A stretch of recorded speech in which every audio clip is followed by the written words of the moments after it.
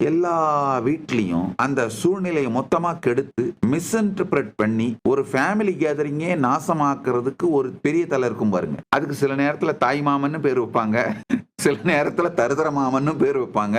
எல்லா குடும்பத்திலயும் அந்த மாதிரி ஒண்ணு இருக்கும். ஈவன் ஃப்ரெண்ட்ஸ் சர்க்கிள்ல கூட எல்லாமே ஒண்ணு இருக்கும். எந்த ஹாப்பி கேதரிங்கா இருந்தாலும் எந்த ஹாப்பியான ஒரு சிச்சுவேஷன் சூழ்நிலை எதுனாலும் இது ஒண்ணு எதையாவது ஒண்ணத்தை கொளுத்தி போட்டு இருக்கிற மொத்த சூழ்நிலையையும் அப்படியே டாக்ஸிக்கா மாத்தி விட்டுரும். அப்போ அந்த குரூப்பே ரெண்டா புலந்து அந்த குரூப் டிவைட் ஆயிடும். குரூப் டிவைட் ஆன உடனே அந்த ஹாப்பினஸ் போயிடும், டாக்ஸிக் ஆயிடும். இதுல ஒன்றும் எக்ஸாக்டா பாதி பேர் டாக்ஸிக் ஆகணும் அப்படிலாம் அவசியம் இல்லை. இந்த டாக்ஸிக் ஒரு மாமா இருந்து கொளுத்தி போட்டான்னா அதை ஒரு 4-5 பேருக்குள்ள ஒரு டவுட்டை கிரியேட் பண்ணிச்சுனாலே போதும், குரூப் எனர்ஜி போச்சு. இதை எத்தனை பேர் நீங்களே அனுபவிச்சிருக்கீங்களோ? லைக், கமெண்ட், ஷேர் பண்ணுங்க.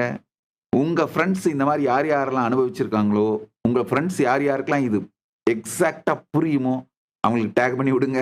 நல்லா புரிஞ்சுக்கோங்க, இந்த டாக்ஸிக் மாமா மாதிரியே தான் உங்களுடைய காக்னிட்டிவ் இன்டர்பிரிட்டேஷன் இந்த எக்ஸைட்மெண்ட்டை பயம்னு ஒரு லேபிளை குத்தி ஒரு ஃபியூ மைக்ரோ மில்லி செகண்ட்ல உங்களுக்குள்ளேயே ஒரு செல்ஃப் டவுட்டை உருவாக்கி இது பயம்தான் உங்களுடைய ஒரு பாதி பீயிங் பயம்தான் அப்படிங்கிற சைடுக்கு போன உடனேயே எக்ஸ்பீரியன்ஸ் டாக்ஸிக் ஆயிடுது.